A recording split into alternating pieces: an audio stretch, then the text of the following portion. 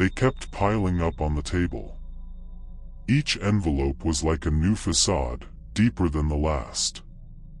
The power was about to be cut, the water was on its final warning, and the rent, well, the landlord had stopped calling me, which was a bad sign.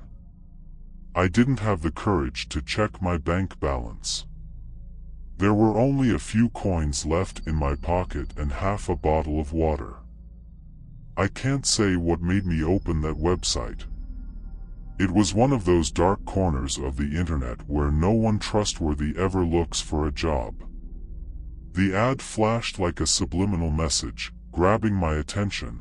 Night watchman wanted. Easy work, no questions asked. $500 per shift. Lazarus Hotel. I knew it was suspicious. Good things aren't that easy, that surgical, without questions. But when you're sinking, even a rope can look like a lifeline. And there I was, at 6:45 p.m., standing in front of a building that looked like it had been abandoned for decades. The Lazarus Hotel had such a decaying look that it seemed to swallow the light around it. The facade was stained with grime, the gold lettering on the sign almost unreadable, and the windows had that dark, opaque look of places where life had ceased to exist. I stood there for a moment, feeling the cold wind hit my face and wondering if I should just turn around and leave. But where would I go? I took a deep breath and entered. The door creaked horribly, as if screaming for me to stop. The lobby was an extension of the facade, empty, cold, covered in dust and silence. The old furniture was hidden under dirty sheets that rose like ghosts. Worn-out chandeliers hung from the ceiling, but they were dead, without light. The smell was worse than I'd imagined. Dampness mixed with something else, something almost rotten, impossible to ignore. That's when I realized someone was watching me. Behind the reception desk, a man appeared, almost as if he had materialized out of nowhere. He was thin, too pale to look healthy, with deep-set eyes that saw more than they avoided. His gaze made me feel like he already knew everything about me, even the things I'd rather forget. I don't know why, but I wanted to look somewhere else, anywhere but that expressionless face. He was the one who gave me the keys and explained the rules.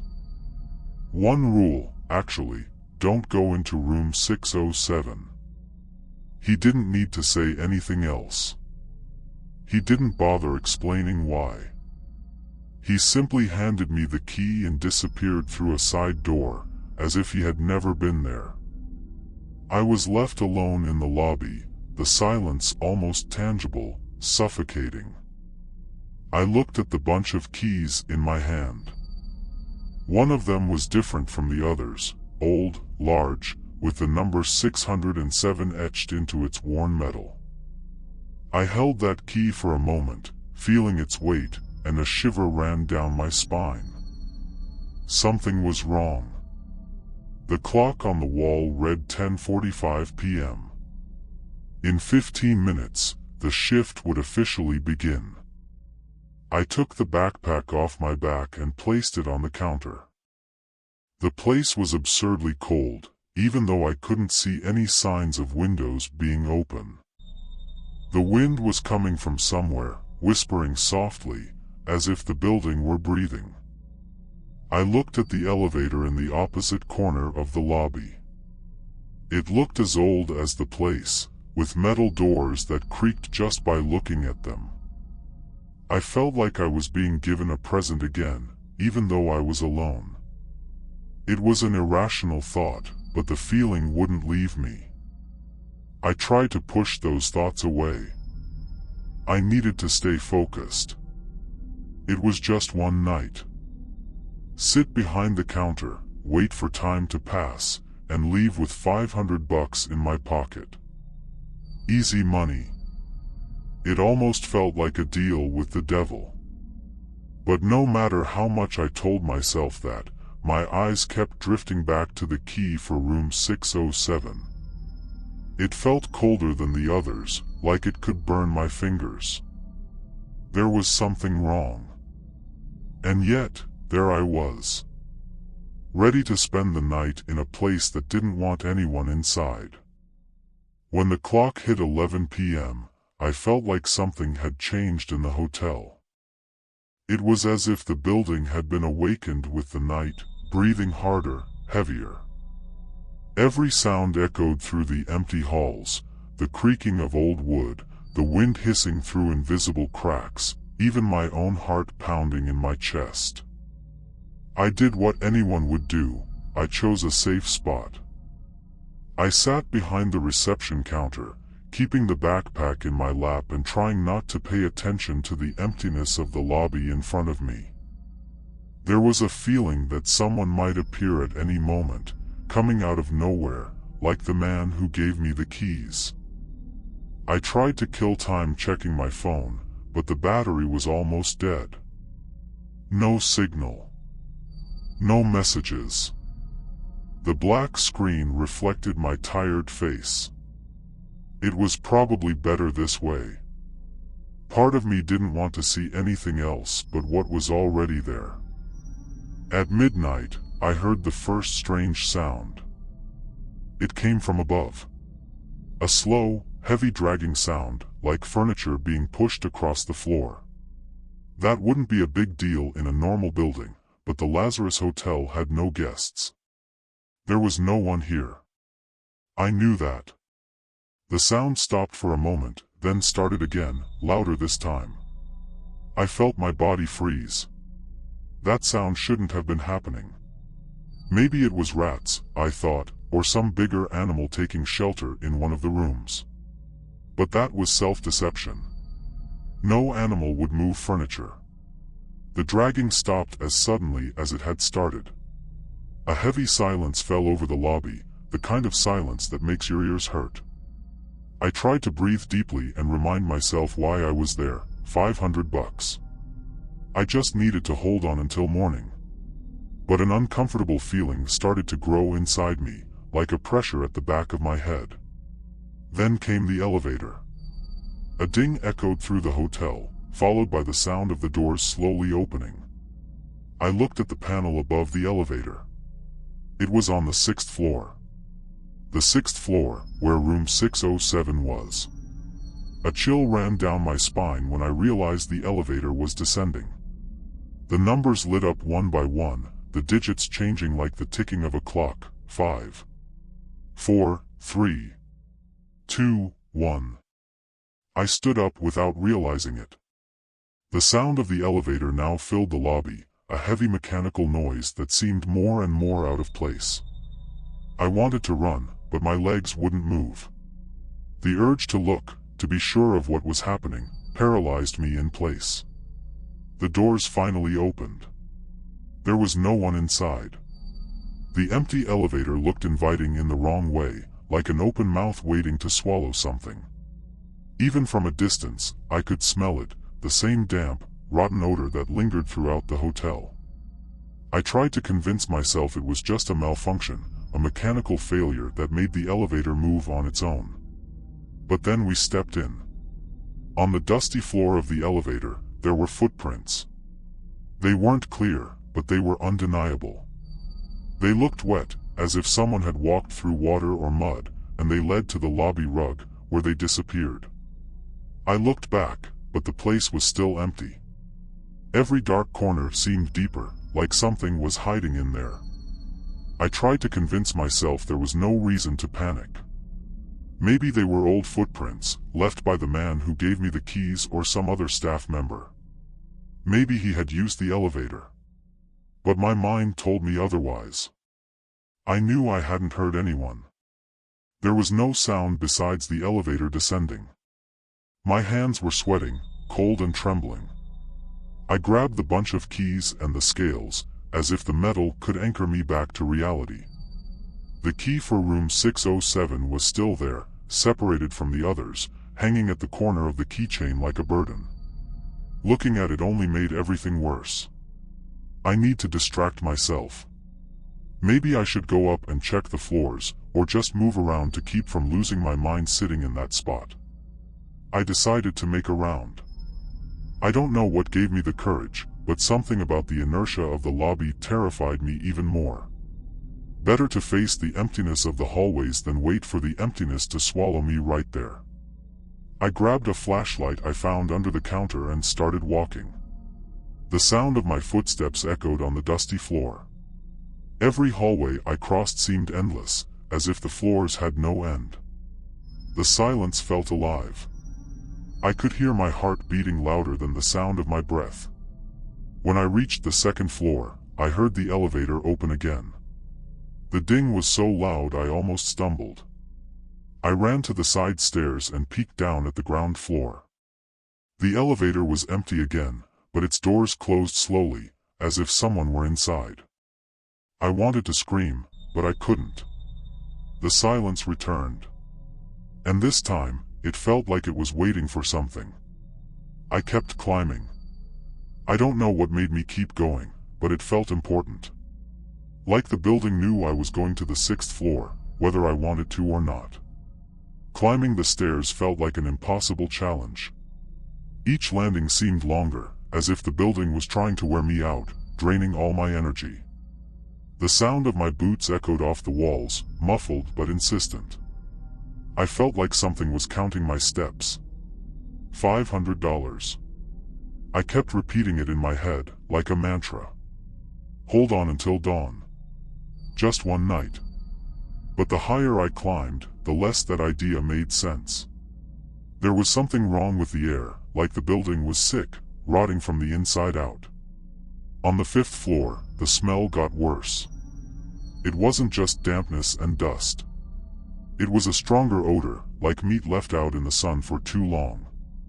I covered my nose with the sleeve of my jacket, trying to ignore the nausea rising in my throat. The flashlight trembled in my hand, and I wanted to blame the cold, but I knew that wasn't it. When I reached the 6th floor, everything got worse. The hallway was darker than the others. The weak light from the flashlight seemed incapable of cutting through the darkness, as if it was denser there. The dust in the air seemed to glow, tiny particles dancing in front of me. I looked at the walls and saw that the wallpaper was peeling in large strips, exposing a layer of black mold underneath. The room doors were bigger, taller, and older. Each one had a golden number that faintly reflected my light. 602, 603, 604. With every step, my heart beat faster. I knew where I was going. I had no choice. Even though I didn't want to, my feet kept moving forward. 605, 606. Then I stopped. There it was. The door to room 607. For a moment, I thought there was someone standing in the dark, in front of the door. But no. It was just my distorted reflection in a dirty mirror hanging on the opposite wall. Even so, I couldn't shake the feeling of being watched. The key burned in my pocket, as if it had a life of its own. My breathing was so loud I started to think it wasn't just mine. I took a deep breath, closed my eyes, and tried to convince myself that none of this was real. All of it, the smells, the oppressive feeling of the place, was just my mind playing tricks. An old, empty hotel could seem haunted to anyone. But then I saw it. The doorknob to room 607 turned. Very slowly. I froze in place, watching as the rusted metal made a soft click, as if someone on the other side was testing the lock. There was no light under the door, but still, I knew something was there. Something waiting. My first instinct was to step back, but the floor creaked too loudly under my feet, and the doorknob stopped turning. Silence. A silence so deep it felt like it was swallowing me. I turned off the flashlight and held my breath, shrinking against the wall opposite the door. The darkness enveloped me, but it didn't comfort me. I felt like it knew I was there. A few seconds passed, or maybe it was minutes. The only thing I could hear was my heart trying to escape my chest. That's when I saw the door crack open. That darkness was different. Denser. More alive. I don't know how long I stood there, staring at that narrow opening. It was as if the void was breathing, calling me, challenging me to approach. I wanted to scream, but no sound came out. My eyes were fixed on the space between the door and the frame, where the darkness seemed to move slowly, as if it were trying to come out. Then, the door began to open by itself. Slowly, creaking with every inch, until the whole room was revealed before me. The weak light from the flashlight illuminated the floor first. There were footprints. Wet footprints, like the ones I saw in the elevator, but bigger. They led from the center of the room to the door where I stood. I couldn't help myself and raised the flashlight. The bed was messy, the sheets tangled and dark, as if someone had just gotten up. The wallpaper in the room was also peeling, but beneath it, there was more than just mold. There was something drawn on the wall. Not words. Symbols, repeated over and over, as if someone had carved them with their nails. That's when I felt it. A presence. Behind me. My whole body froze. I didn't want to look, but it was as if something was forcing me to. Slowly, I turned my head to look back. In the reflection of the hallway mirror, I saw what was watching me. It was my reflection. But it smiled. And I didn't. I blinked. Once. Twice. The mirror wasn't lying. That reflection, my reflection, was smiling. A line of white teeth stood out on a face that shouldn't have been smiling. But my lips were still. My heart raced, like a drum speeding up in my chest. Don't move. Don't breathe. Maybe the mirror is broken. Maybe the light is playing tricks on me. But the reflection moved. The smile spread a little wider, as if it knew what I was thinking, as if it was enjoying my discomfort. My reflection wasn't mine anymore. I released the flashlight without realizing it, and it fell to the ground with a dry sound, spinning on its own. The light flickered, casting twisted shadows on the walls around me. By instinct, I turned back, looking at the empty corridor. It was empty. I knew I had to leave. Something inside me screamed, tearing at my mind like nails scraping against a wooden door. I ran toward the stairs, my feet too heavy, as if each step was sinking into the ground beneath me. The building felt alive now, breathing with me, pursuing me with its heavy silence. The steps creaked, each one louder than the last, but I didn't stop. As I descended, I glanced back one last time toward the 6th floor. And there it was, the silhouette standing at the end of the corridor, smiling. It didn't move, but I knew it was watching me. I reached the 3rd floor breathless. My hands were shaking so much that I had to lean against the wall to steady myself. My whole body ached, and the smell was worse down here, as if the building were rotting from the inside out. What was this place? Why had I agreed to come? $500. Was that all my sanity was worth? As I tried to catch my breath, I noticed something different. The floor here was wet.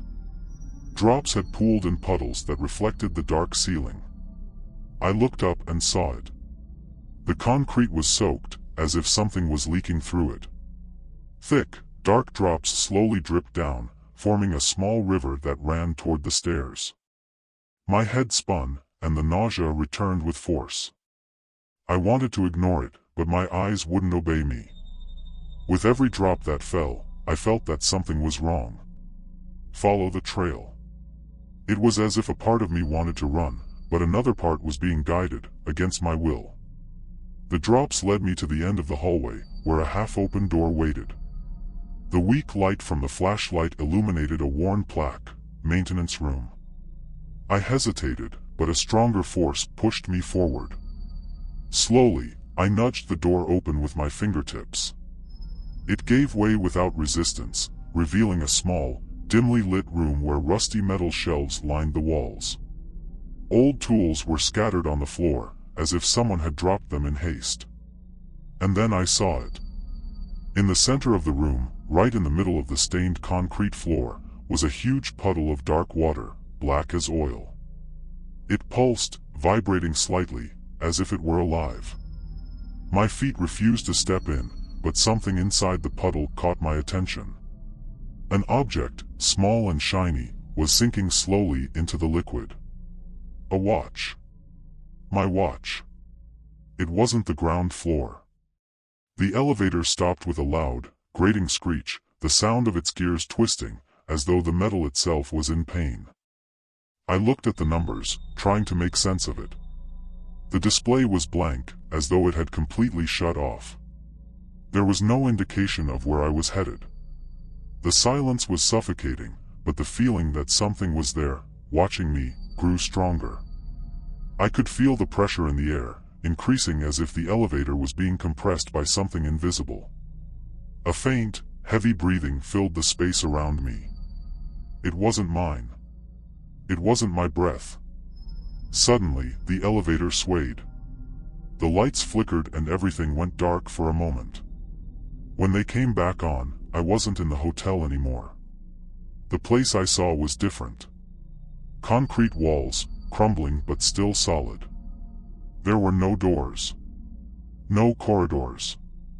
Just an immense, dark space, as though I was inside the heart of something older than the hotel itself. Something ancient. Something immortal. The buzzing in my ear returned, stronger now, filling the entire space, like the faint sound of distant voices. It was as if they were talking, laughing, or waiting. The feeling of being watched was no longer a suspicion. It was certain. Then, a shadow stretched across the walls. It had no distinct shape, but it was enormous. Something was getting closer to me, something I didn't want to see. Something that wasn't human. In the back of the room, the outlines began to define themselves. It was a door. A door I didn't remember seeing before. It was there, now open, and beyond it, a corridor. The same corridor. The hotel corridor. But it wasn't the same anymore. The door slowly closed behind me with a crash, and I knew, without a doubt, there was no way out anymore. All I had to do was run, escape, but where to? Then, a voice spoke. It wasn't a human voice. It was distorted, drawn out, full of pain and whispers. You can't leave. Not ever. It stopped on the 4th floor. The number flickered, the light cracking, making the digit appear distorted. The ground floor button was turned off. I pressed it again, repeatedly, hard, but nothing happened. We were stuck. Trapped. I took a step back, my back pressing against the cold mirror. The glass was fogged, smudged with fingerprints that weren't mine. I closed my eyes and took a deep breath. I wouldn't leave. No way. If the elevator was broken, I would wait there, even if it killed me. Then something touched the elevator door. A soft sound, almost delicate, tick, tick, tick, like nails tapping against the metal on the outside. I slowly opened my eyes, frozen. The rhythmic sound, continuous and patient. It couldn't be. Gradually, the sound dragged along the door, descending to the floor and stopping. A long pause, and the silence hit me like a punch to the stomach. I could feel, in the cold air around me, that it was still there. Waiting. Then, the door began to open. Impossible. I hadn't pressed anything. The numbers on the panel were still off, but the door opened anyway, slow and creaky, as if the elevator was fighting against an invisible force. An inch at a time. I didn't want to look. I knew I shouldn't. But I looked. The 4th floor corridor stared back at me, black as a cave. The flashlight trembled in my hands, its weak beam struggling to tear through the thick darkness, but barely illuminating anything. The air was stagnant, warm and humid, as though someone had just breathed directly into my face. And then, I saw the foot. Barefoot, dirty, standing at the edge of the corridor, almost touching the entrance to the elevator. Just one foot, motionless and pale, half covered by a pool of shadow. My mind tried to make sense of it. Maybe someone was hurt, needing help. Maybe it was the light playing tricks. Maybe. But I knew it wasn't. The door continued to open, and the rest of the body was revealed slowly. Long legs, a figure too thin to be human, with bones that seemed to be forcing their way through the skin. The figure didn't move, but I could see it. It was looking at me. There were no visible eyes, only the suffocating presence of that void that swallowed me. And then, the smile. I recognized it immediately, that same smile, stretched too wide, the one that had stared at me in the mirror. This time, it was on its face. Or his. Or it. No longer a reflection, it was real. My feet began to move on their own, wanting to retreat, but there was nowhere to go. I was trapped inside the elevator. My breath became short and frantic, my vision blurry from the tears. The figure took the first step toward me, the muffled sound of bare feet hitting the floor echoing like thunder in my head. The elevator door started to close. Slowly, too slowly to save me. The smile never disappeared. The moment the door finally closed, I saw that thing lunge in one leap that was too fast to be natural. Bam! The door closed just in time. The sound reverberated in the cabin, and a suffocating silence returned. Trembling, I collapsed on the elevator floor, my back still pressed against the mirror. The panel flickered again, and the ground floor button lit up on its own. The elevator began to descend again. My entire body ached. I felt like I had run miles, even though I hadn't moved an inch. When the doors finally opened on the ground floor, I stood there for a few seconds, too exhausted to move. I limped out into the lobby, feeling the cold, damp air of the building wrapping around my skin. The lights in the ceiling flickered, as if the building was expelling me. Or laughing at me. When I reached the exit, I turned one last time. The elevator remained stationary, its doors wide open like a hungry mouth. But it wasn't that made me freeze. It was the elevator mirror. From the lobby, I could see the reflection inside the cabin. And there was no smudged glass, my reflection shone. I didn't know how I had managed to get outside. My legs were weak, and the air felt heavy, as if every breath was a Herculean effort. I glanced back several times, expecting to see that building watching me, but everything was silent. Strangely empty.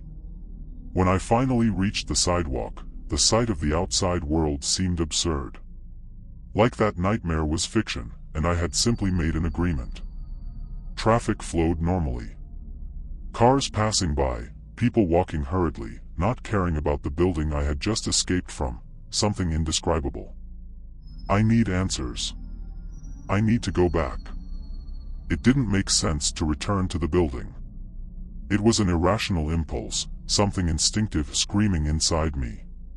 Despite the panic, my body moved in the opposite direction of my desire to escape, as if an invisible force was calling me back. And before I could reason it through, I was getting into a taxi, giving the address without hesitation. The driver looked at me, curious, but didn't say anything.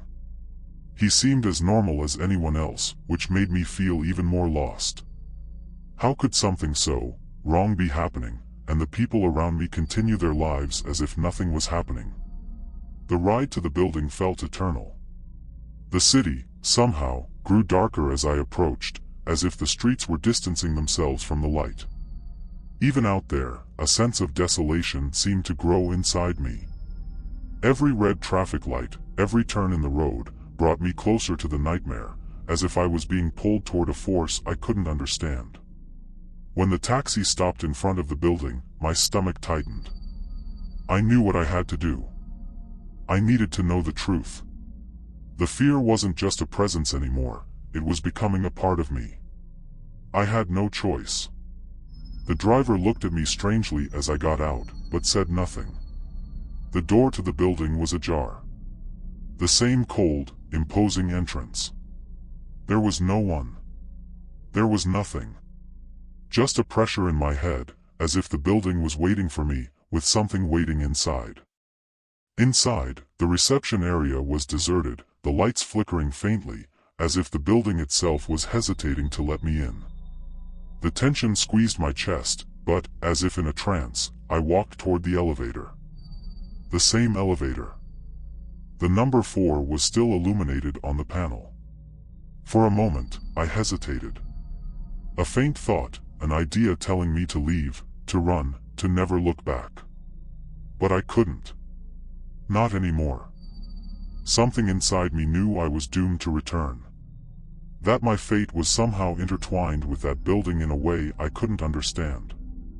I pressed the button, and the elevator doors opened with the same creak I had heard before.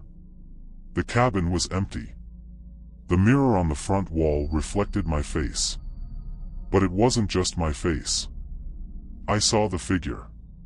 She was there, standing behind me, as real as I was.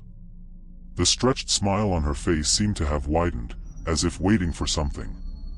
Something I still couldn't comprehend. I froze, unable to react.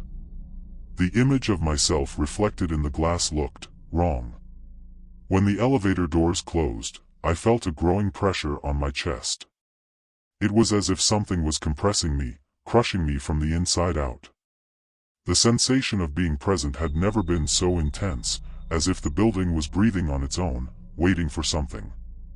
The elevator descended, but not to the ground floor, it went to another level. The number 4 flickered erratically, as if it had twisted. The sound of each floor we passed was muffled, immense, as if we were descending into the depths of a dark cave. I was in panic, but my mind seemed paralyzed, unable to think straight. The cabin stopped, and the doors opened to reveal something that seemed to contradict the terror consuming my body. It was the 4th floor, but not the 4th floor I remembered. It was different. The walls were covered with dark stains, as if the building was slowly rotting. The smell of mold and something sweeter, perhaps, overwhelmed me. Each step I took echoed, the sense of emptiness growing deeper. At the end of the corridor, a door stood ajar. It wasn't an ordinary door. It was the door. The door that I knew would lead me to something, or someone. I walked toward it. I couldn't control my movements, but I didn't want to anymore. Each step I took pulled me further away from what I had known, further from reality. The corridor seemed to stretch, twist, as if the space was molding itself to whatever my mind was yearning to see. When I finally touched the doorknob, I knew nothing would ever be the same. The door burst open, as if it were the last barrier between me and the truth. There was no turning back. I knew this. I knew this moment would be definitive, but I wasn't prepared for what I would find on the other side. The room was dim, poorly lit, with a faint light that seemed to flicker with every second. The walls were coated in a viscous substance, and the air was heavy with the smell of something rotten, something suffocating. But what made me freeze in place was the sight of her. A figure. She was standing in a dark corner, her eyes locked on mine.